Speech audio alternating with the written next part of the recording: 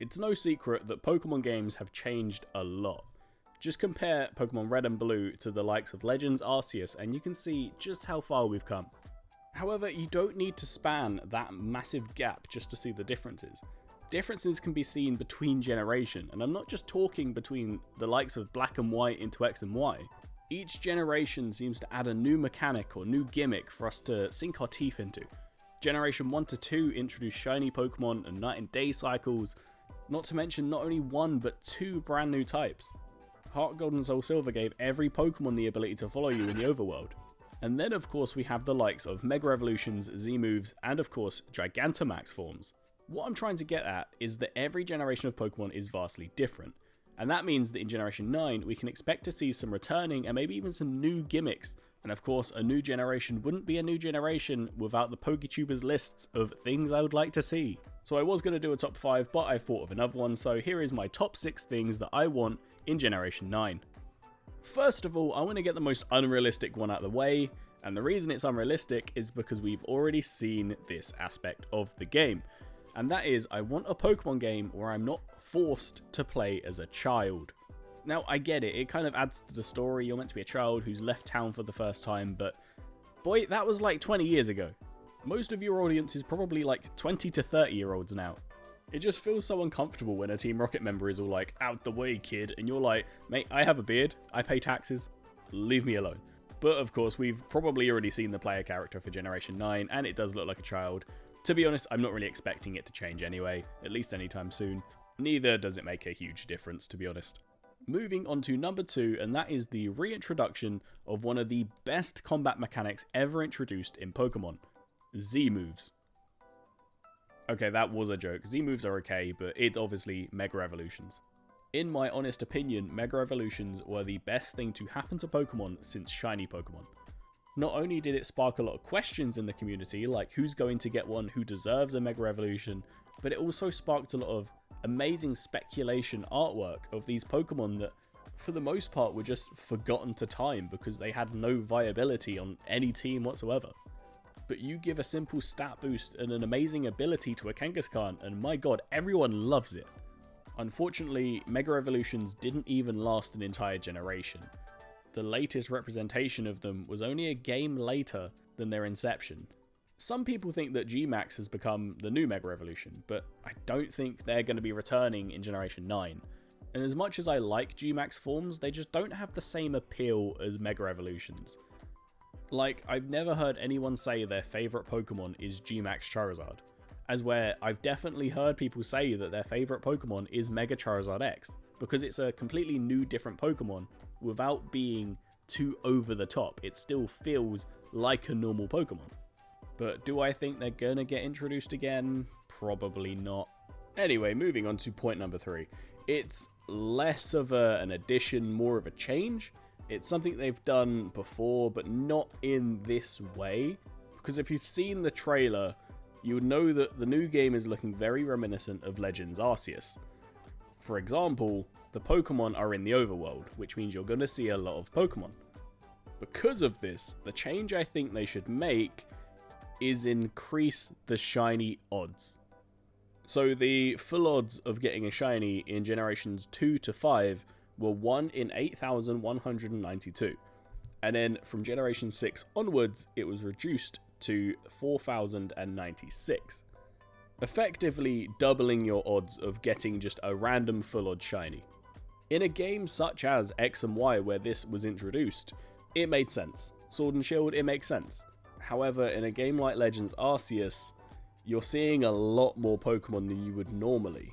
So it makes sense why in them types of games you get more shinies just by playing the game normally. To put it into perspective, the previous game Sword and Shield, I got 1 shiny Pokemon during my entire playthrough. The stars aligned and I got a shiny Oddish and I loved it. It meant something, it was my only shiny. Compare that to my playthrough of Legends Arceus and by the end of the game I had a shiny Roserade, a Crobat, a Parasect, a Carnivine, a Heracross. It was just too much in my opinion. Like, at first when I had the Roserade and Crobat, I thought it was fantastic. And then I just got another shiny, and another shiny, and another shiny. So I think if we're more edged towards the Sword and Shield type of Pokemon, where yes, they can be in the overworld, but yes, you will have random encounters, then I think 1 in 4,000 is fine. But I think if we're edging more towards Legend Arceus, I think we should maybe raise that back to 1 in 8,000. Maybe 1 in 10,000? You know what, I'm going to stop talking for this point, just so I don't annoy the shiny hunters. I'm sorry. Moving on to point number 4, we are once again taking inspiration from Legends Arceus, and that is a more difficult legendary Pokemon battle. Now, at first, I thought that the end fight was a bit much. Like, I had a pretty respectable team at that point, yet it took me ages to beat that Giratina. To have a fight against a trainer with 6 strong Pokemon, and then have to fight Giratina, and then have to fight Giratina again, it's a bit much, considering Legends Arceus especially is a game where, for some reason, you just took a lot more damage than you would normally in a traditional Pokemon game. I don't know what they did, but healing items were a bit redundant inside of a battle unless they're a revive. I never once really used a potion inside of a battle. Either I killed them or they killed me in one hit. However, in hindsight, that battle was fantastic. It's something that we'd never really had in a Pokemon game. A difficult boss fight. You know, if you completely ignore this person. But having that last fight at the end of the game that was actually rather difficult was so nice. It felt like I had achieved the end of the game. And to be honest, there's not much more to say on that. I just want not necessarily a more difficult game, just a more difficult final boss. Moving on to number 5, letting out a Pokemon whenever you want. Now, I know a lot of these are coming from Legends Arceus, but what can I say? I liked a lot of mechanics in that game. It was mechanically solid. And the ability to just let a Pokemon out whenever you want not only gave PokeTubers an opportunity to get amazing thumbnails, but also, it might sound cheesy, but I connected with my Pokemon a lot more because they were companions with me at all times. I could just send them out without having to battle.